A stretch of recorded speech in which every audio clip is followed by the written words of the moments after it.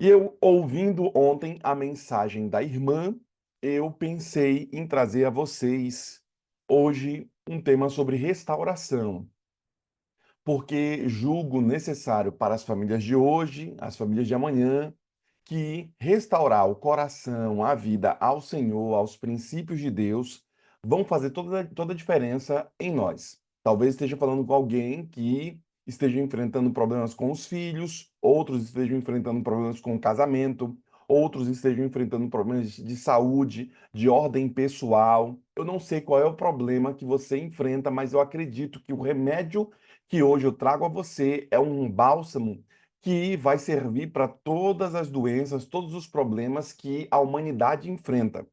Dentre eles, 1 Reis, capítulo 18, versículo 30, Elias diz ao povo ali algumas coisas, e eu quero falar sobre essa restauração do altar de Deus.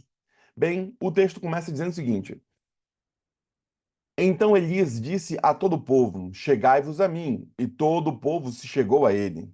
Elias restaurou o altar do Senhor que estava em ruínas.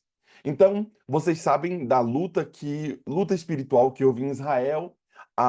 Elias pregando, Israel estava sem chuva, ele estava enfrentando uma série de problemas, os profetas de Baal ali, e então ele chama o povo para se achegar. Só que havia um problema. O povo estava no estado que estava porque o altar do Senhor estava derrubado. As coisas de Deus não estavam sendo levadas a sério. Muitas vezes nós atraímos maldição para nossa vida, para nossa casa, para nossa história, para os nossos filhos, porque o altar do Senhor não está levantado. Eu proponho hoje, através do meu sermão, de que você restaure o altar do Senhor em sua casa, que você chame Deus para dentro da sua casa, como o princípio de fazer o culto familiar, de estudar a palavra. Essas são ordens do Senhor, são disciplinas espirituais que vão garantir a você que você tenha a blindagem adequada.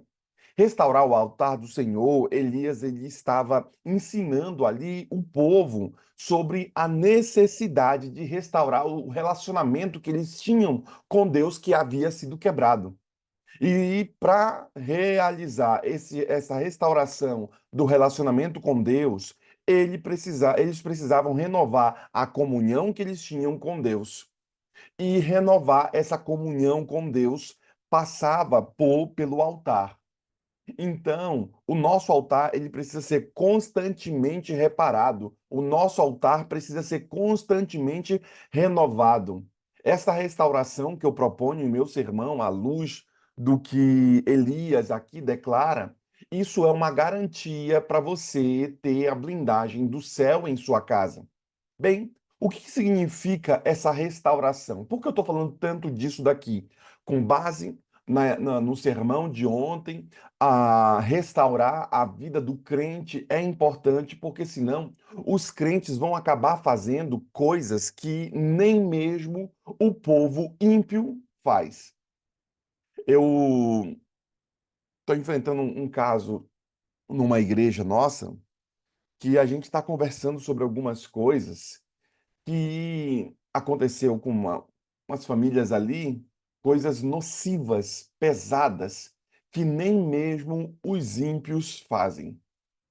E eu, conversando com o nosso ancião, falei: puxa vida, rapaz, a gente está falando desse tipo de coisa, que coisa nefasta, pesada, cansativa, que se fosse com os malandros aí da rua, o pessoal, os caras já tinham resolvido isso de outro jeito.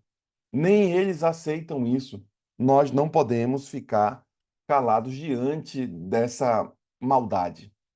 Uma outra coisa que também percebo, muito crente sendo a favor do feminismo, sendo a favor de aborto. Podem falar essa palavra aqui. Muito crente sendo a favor desse tipo de coisa. E isso é um problema. Muito crente sendo a favor de tirar os bebês da barriga. É o que tem para hoje. Sabe, irmãos? E a gente fica pensando, meu Deus do céu, para onde estamos indo? Como a igreja está, alguns irmãos estão tão distante das coisas de Deus que eles já não percebem essas maldades, já estão com a mente tão cauterizada que eles acabam até apoiando esse tipo de coisa. Bem, como é que eu faço então, pastor, para ser vacinado contra essas coisas do mal? Como é que eu faço então, pastor, para minha vida começar a girar da forma correta e eu começar a ter ali a blindagem, as coisas começarem a dar certo na minha vida, não só para mim, mas para os meus? Bem, a restauração será a forma de você ter essa força de volta para ti. Ou a restauração do relacionamento com Deus, a restauração da presença dele com você. Restauração é o ato ou o efeito de restaurar, restabelecer, repor no antigo estado ou condição. Qual era o antigo estado do ser humano? Qual era o antigo estado? Eu já disse a vocês uma certa vez aqui de que quando olhamos para a vida de alguns crentes, parece que 10 anos atrás o irmão estava melhor do que está hoje. O irmão, 10 anos atrás, era até mais crente do que é hoje. Quando que deveria ser esse irmão mais forte hoje, porque ele é mais conhecedor da verdade. Portanto, há necessidade da restauração. E restaurar o altar do Senhor significa renovar e restabelecer essa comunhão com Deus. Então, vamos ler 1 Reis, capítulo 18, versículo 38 ao 39. O texto, capítulo 18, 38 e 39. Então, no mesmo instante, caiu fogo de Yahvé sobre o sacrifício e o queimou completamente, bem como toda a lenha armada, as pedras e todo o chão em volta, e ainda secou toda a água que enchia a valeta. Assim que o povo testemunhou todo esse acontecimento diante dos seus olhos, imediatamente todos se prostraram com o rosto em terra e exclamaram a uma só voz: Yahvé é o Eterno, é Deus, só o Senhor é Deus. Então Elias lhe ordenou: prendei agora mesmo todos os profetas de Baal, que nenhum deles escape. E o povo se prendeu, e o povo os prendeu. Elias fez descer para próximo do riacho de Quizon, e lá os degolou a todos. A lei era outra lá, né? Bem, irmãos, todo mundo reconheceu que a restauração do altar, o fogo que desceu do céu e consumiu ali o holocausto, todo mundo percebeu que o que faltava neles era essa restauração. Tanto é que eles falam que o Senhor é Deus, o Senhor é Deus. Eles colocam seu rosto prostrado. Será que para você reconhecer que tem que restaurar o altar de Deus na tua casa, na tua vida aí, tem que acontecer uma desgraça? A sequidão era a desgraça que estava acontecendo lá com eles. Não chovia e eles estavam ali com uma terra árida. Suas vidas estavam áridas. Suas coisas não tinham vida. Olhava ao redor, tudo já não tinha mais vida. Será que é preciso para alguns crentes olhar ao redor e perceber que as coisas parecem que já não têm mais vida? Quando eu olho para essa história aqui, eu percebo também que a palavra do Senhor, ela deixa claro aqui no livro de no livro de 2 Crônicas, capítulo 15, versículo 8, a palavra de Deus, ela fala para a gente, eu vou abrir aqui para eu ler, porque também estava escrito que o rei Asa, ele cobra ânimo aqui quando ele renova o altar do Senhor. A palavra deixa claro lá no livro de 2 Crônicas, no Antigo Testamento, né? 2 Crônicas, capítulo 15, versículo 8. Depois eu vou para o 24. 2 Crônicas, capítulo 15, versículo 8. A palavra de Deus diz assim: veja como a palavra diz: ouve, Asa, essa mensagem, isto é, a profecia de Azarias, filho de Obede, e ficou cheio de coragem. Acabou com todos os ídolos nojentos que havia em Judá e em toda Benjamim, e também nas cidades que ele tinha conquistado na região montanhosa de Efraim, e consertou o altar do Senhor, que estava no pátio em frente ao templo. Então imagine só, irmãos, mais uma vez o rei Asa aqui ele faz o quê? Ele conserta o altar do Senhor que estava na frente do templo. Imagine só, irmãos, eles estavam tão distantes que o altar da frente do templo estava quebrado. Quem me conhece sabe o meu ministério. Primeira coisa que eu faço e que eu busco fazer, né, quando eu visito os líderes e tudo mais, eu procuro fazer é consertar o altar, consertar a igreja. Quando eu chego no meu distrito, eu vejo a igreja, olha, a minha central, por exemplo, tem 60 anos, 60 e alguma coisa, né? E a minha central estava com uma cara de velha enorme, acabada. Eu olhava para a central ali, os muros já não estavam mais pintados, sabe? As tintas velhas já tinham acabado. Eu olhava para a lateral, toda feia. O chão era ainda em ardosa, meio 900 antigamente aquilo era bonito, hoje, mas algum dia foi bonito aquilo. Mas colocavam ardó, colocaram a frente da minha igreja toda cheia de ardosa. Quem já foi na freguesia sabe, é uma igreja histórica, muito conhecida aqui na nossa conferência aqui. E a igreja estava velha, escura. O pessoal fala que eu sou o Zé da Luz, né? Porque eu coloco luz em tudo quanto eu chego. Bota a luz nesse negócio aqui, pode ficar um dia. E a igreja era bem escura, com aquelas penumbras, assim, parecia que morreu alguém, aconteceu alguma coisa. A gente chegava na igreja, "Pô, aqui é a igreja do Senhor, aqui é um negócio que você fala, aqui é um lugar do milagre." E negócio feio. Então, a primeira coisa que você faz é você organizar de dentro para fora a igreja. Então, eu arranquei aquele forro de alumínio, imagina, um forro de alumínio. Arranquei aquele forro de alumínio, em algum dia aquilo foi bonito. Tiramos o forro de alumínio, vendi o forro de alumínio, paguei, coloquei um forro de gesso branco, mais bonito. Coloquei, fiz a parte elétrica da igreja, que ninguém quer fazer porque aquilo é muito caro e ninguém vê. Fiz a parte elétrica da igreja, toda a infraestrutura. Depois colocamos forro novo, colocamos ar-condicionado na igreja, fizemos a plataforma nova, e colocamos todas as luzes diferentes de LED na igreja. Agora eu estou colocando o elevador. Então esperamos que até daqui a 3 meses mais o elevador já esteja na igreja da freguesia e vamos fazer a rampa à frente da igreja. O que que isso quer dizer?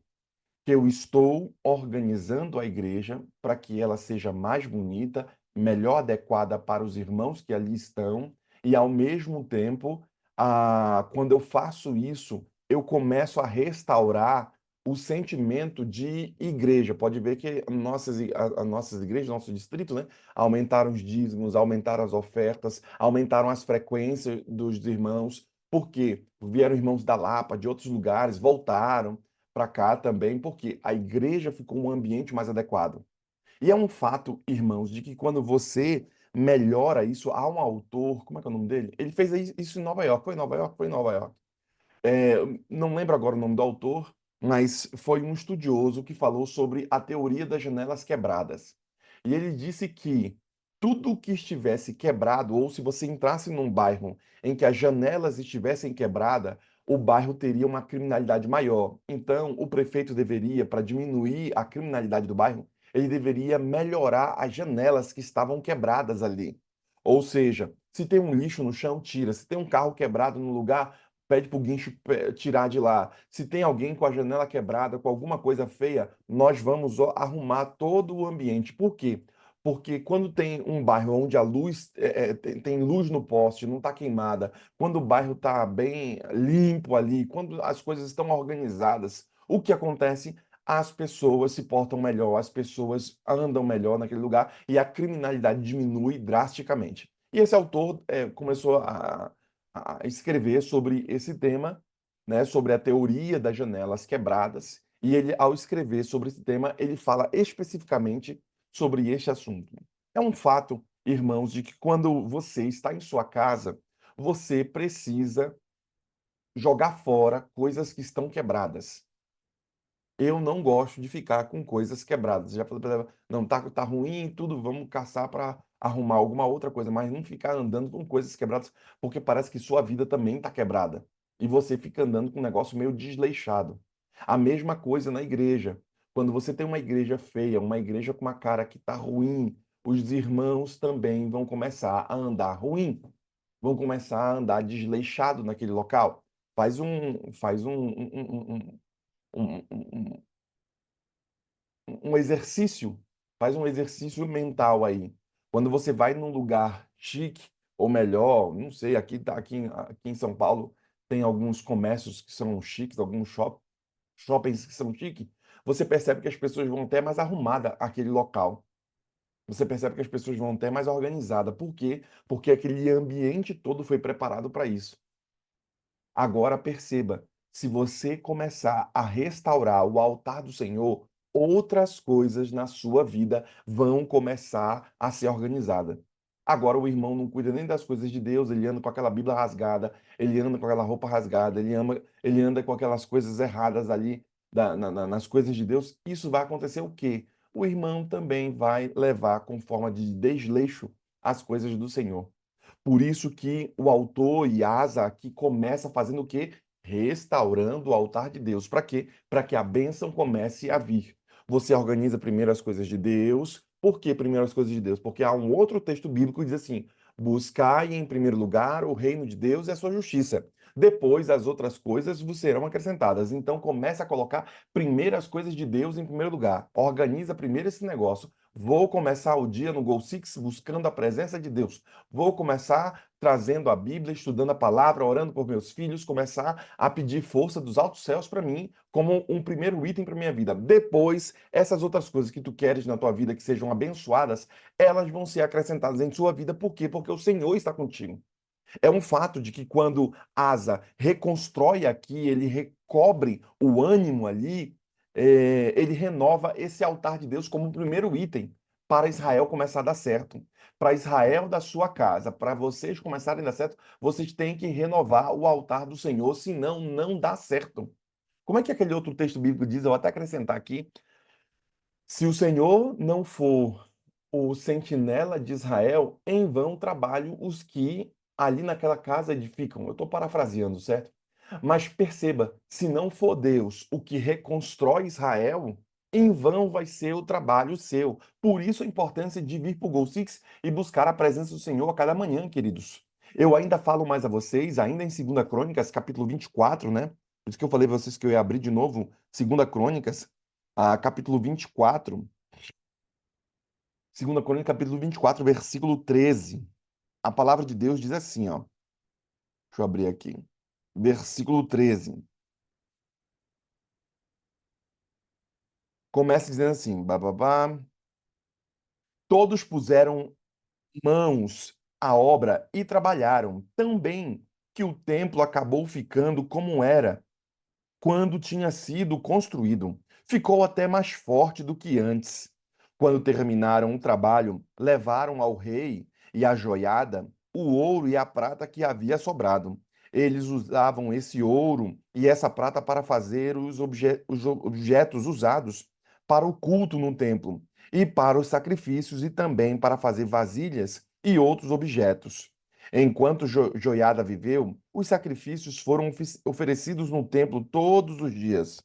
E aí vem falando sobre Joiada, né? O sacerdote Joiada. Vejam, irmãos, o texto deixa bem claro aqui, escrito que a casa do Senhor ela foi restaurada pelo próprio Estado e eles consolidaram isso. Quer começar Israel dando certo? Quer começar que a igreja dê certo? Então comece restaurando a igreja. Comece restaurando as coisas do Senhor. Outra igreja minha, a igreja do Brasilândia. A igreja do Brasilândia, ela era muito quente, é muito quente, né? O sol, quando bate, o sol vem, bate bem em cima. Os irmãos estão sentados, tem os vidros aqui e o sol bate, então fica aquele corte de luz aqui nos irmãos. Então imagina só você de manhã cedo com aquele sol ali. Para alguns gostam, outros não. Então tinha a Socorro, eu não sei se a Socorro está aqui. A Socorro vai lembrar, lembra da Socorro suada lá e tal, Brasilândia, não sei o quê. Eu falei, meu Deus do céu, salva Jesus. Muito calor, desconforto, os irmãos, as criançadas conversando e tudo. Colocamos ar-condicionado também na igreja do Brasilândia. Por quê? Para manter a igreja melhor. Se as ovelhas estão em paz, a lã cresce mais. Então, você tem que fazer com que a igreja esteja em paz. A igreja está com muita briga, briga entre os irmãos, briga não sei o quê, não sei o quê. Você tem que começar a trazer paz para o rebanho, porque senão o rebanho não cresce. Você tem que começar. Então, coloca uma água tranquila, coloca um ar-condicionado para ele, melhora o som, para que o ambiente, porque é algo que se usa muito, começa a trazer louvores ali que edifiquem a igreja, começa a fazer algumas visitas chaves para poder acalmar, entender aonde estão os problemas. Você começa a fazer isso para quê? Para que restaure-se o altar do Senhor da forma correta. É um fato, irmãos, de que a joiada, ele começou a reconstruir o altar do Senhor. Se você não está tendo a bênção que você quer, é porque é possível que o altar do Senhor não esteja bom na sua casa, não esteja bom na sua vida. Hoje já estamos na metade do ano. Você já leu pelo menos a metade da Bíblia? De todos os livros que você tem que ler ali durante o ano, eu espero que você leia pelo menos alguns livros, né? Os ricos leem 50 livros por ano. Ali, eu espero que você. Eu sei que o brasileiro não tem costume a ler, mas eu espero que você leia alguns livros e, dentre eles, leia a palavra do Senhor, o principal livro para o crente. Para quê? Para que seja restaurado no seu coração as coisas do Senhor, para que você tenha ali uma visão a longo alcance, para que você consiga ver mais do que os seus olhos humanos lhe permitem ver. Segunda Crônicas, né, capítulo 33, versículo 16. Eu ainda vou mais, eu não tô, quase não estou saindo de Crônicas aqui. Crônicas 33, versículo 6. Segunda Crônicas 33, versículo 16. O autor bíblico deixa claro ao nos dizer que ele também restaurou outra coisa aqui. Capítulo 16. Consertou o altar do Senhor, ofereceu nele ofertas de paz e ofertas de gratidão, e ordenou ao povo de Judá que adorasse o Senhor, o Deus de Israel. O povo continuou a oferecer nos altares pagãos, mas os oferecia somente ao Senhor, somente a Deus. Então, percebam, queridos, que o povo oferecia sacrifícios até no altar pagão e eram oferecidos para o Senhor. O que ele fez aqui primeiro? Ele começa a restaurar aqui, Manassés restaura o altar do Senhor. Vocês sabem as lutas que o povo estava enfrentando aqui em 2 Crônicas. E então Manassés, ele começa restaurando o altar do Senhor. Perceba que toda vez que Israel estava em bancarrota, para eles poderem crescer novamente, para eles poderem ter paz, para que os muros fossem reconstruídos, eles tinham que fazer o quê? Reconstruir o altar do Senhor. Agora, para reconstruir o altar do Senhor, você sabe o que acontecia, né? É que a galera já tinha chutado o balde de Deus. Eles não faziam mais sacrifícios. O altar estava derrubado, então não tinha nada, estava velho lá, o mato cresceu ao redor, então estava lá jogado. E por isso que, vocês estão rejeitando a mim? Vocês estão rejeitando Deus? Tá bom, vou ficar quieto aqui, vou ver o que é que vai dar esse negócio. E Israel sempre sucumbia, porque somos nós que precisamos de Deus, não é o contrário. Somos nós que precisamos da força dele, não é o contrário. Para tanto, eu percebo aqui que quando leio que eles restauraram o altar do Senhor aqui, Neemias, capítulo 3, versículo 8, também fala sobre esta restauração que eles estavam tendo ali. Não só a restauração, mas a palavra do Senhor diz assim, deixa eu abrir aqui, Neemias, capítulo 3, versículo 8, diz assim. Hoje eu sei que eu estou lendo muito texto bíblico hoje. Uziel, filho de Araías, que era ourives, construiu o trecho seguinte. Ananias, que era perfumista, construiu o trecho seguinte, até a muralha larga. Refaías, tá aí pra você botar o nome do seu filho aí. Refaías, filho de Ur, governador da metade do distrito de Jerusalém, construiu o trecho seguinte. Veja que eles estavam construindo o quê? O altar do Senhor. Eles construíram aqui, estavam restaurando Jerusalém até o muro largo. O que eles estavam fazendo? Restaurando os muros, restaurando o altar, restaurando as coisas do Senhor. Esses são os significados de restauração, reconstrução. Sabe, tudo estava derrubado. Restaurar, querido irmão, nós somos chamados a sermos restauradores de brechas. O coração humano está perdido. As pessoas estão distantes de Deus. Estamos restaurando esse vínculo de Deus com a humanidade. O Goal Six, a cada manhã, busca restaurar você a se ligar novamente com Deus. Por isso que a gente traz a palavra do Senhor para você. Por isso que a gente está aqui buscando a cada manhã a presença de Deus. E por fim, eu termino aqui lendo para vocês Gênesis capítulo 35, lá no comecinho da Bíblia. Gênesis capítulo 35, versículo de 9 a 15. Sabe que o povo se afastou de Deus, e aí então eles precisavam aqui, mais uma vez, a restauração. Gênesis 35, de 9 a 15. A palavra de Deus diz assim, ó.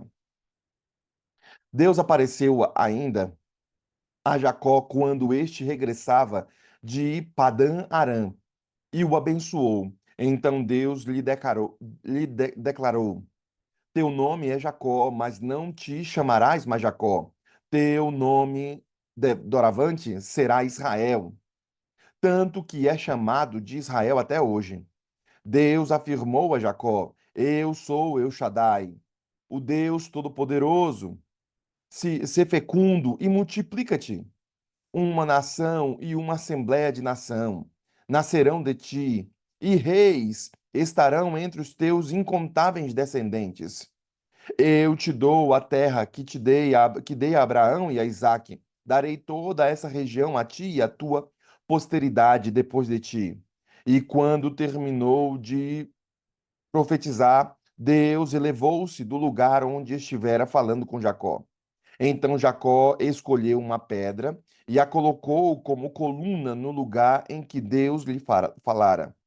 E derramou vinho e azeite sobre ela como uma oferta de libação. E passou a chamar de Betel, o lugar onde Deus tinha falado com ele. Betel, cidade de Deus. Betel, lugar do Senhor. Sabe, o que ele fez? Ele construiu um altar. Ele fez isso em cima das coisas de Deus.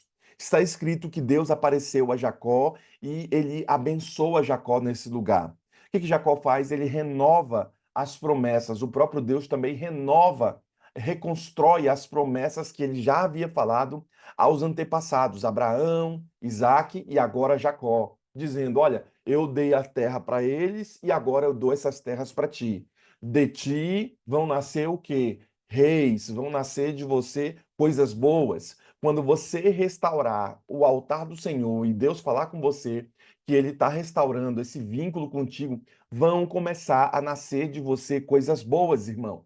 Então chama a Deus para dentro do barco da sua vida, chama a Deus para a sua história, para que sejam restauradas as coisas do Senhor em você. As promessas feitas anteriormente a Jacó, também ele restabelece a comunhão com Deus e restaura esse altar do Senhor. Tanto é que ele pega uma pedra e joga azeite, restaurando o altar do Senhor, restaurando aquilo que tinha sido derrubado pelos seus antepassados.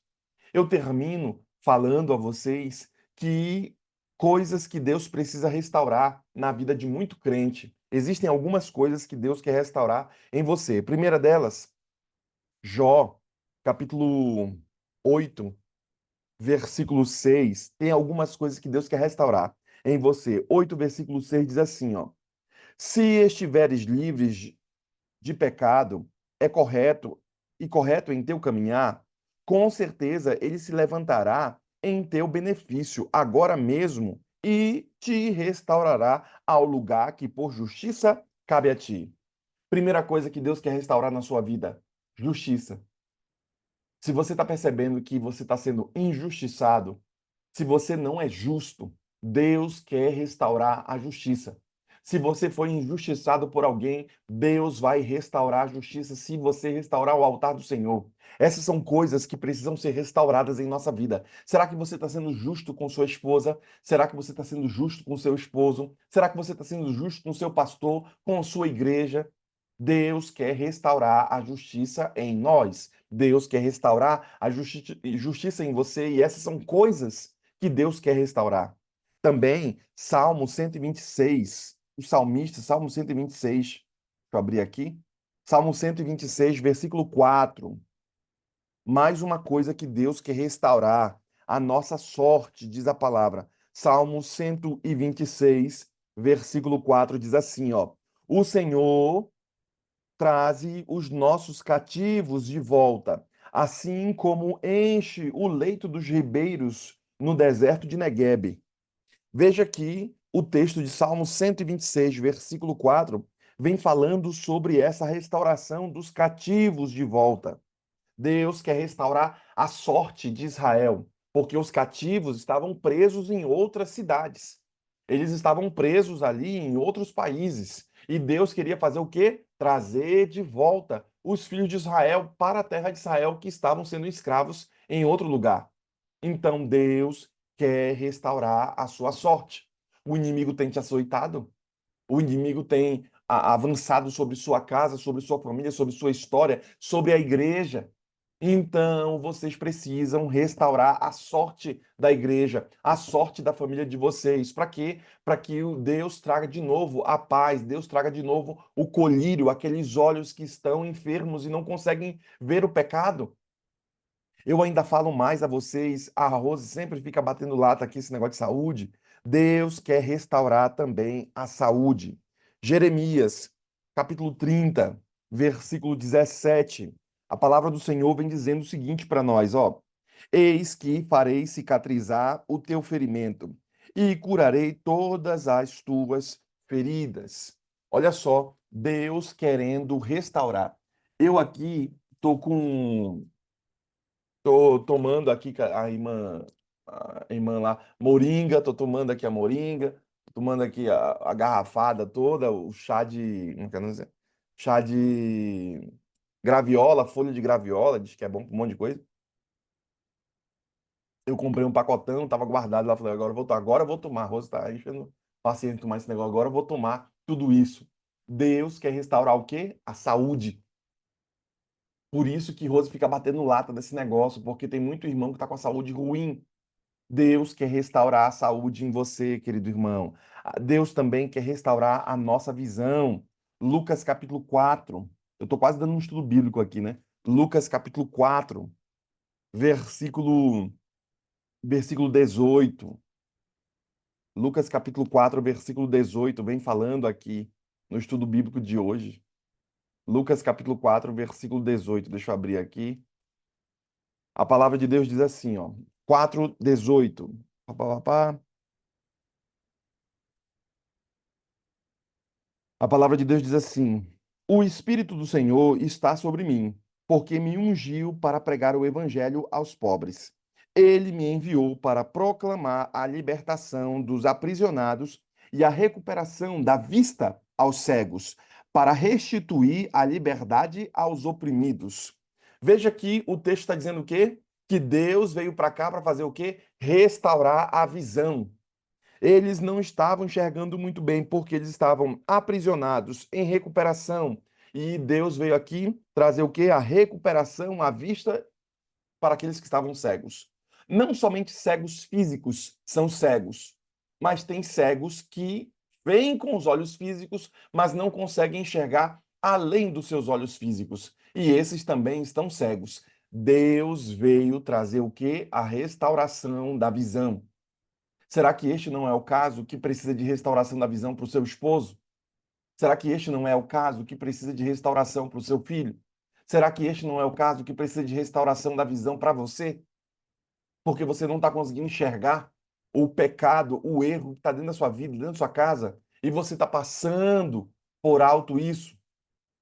Sabe, irmãos, eu estou lendo na King James brasileira aqui, essa é a versão da Bíblia que estou lendo.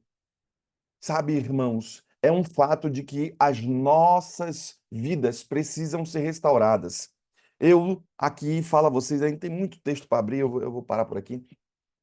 Mas Deus quer restaurar as vidas, está em Salmo 80, versículo 7. Deus quer restaurar os nossos dias, está lá em Lamentações, capítulo 5, versículo 21.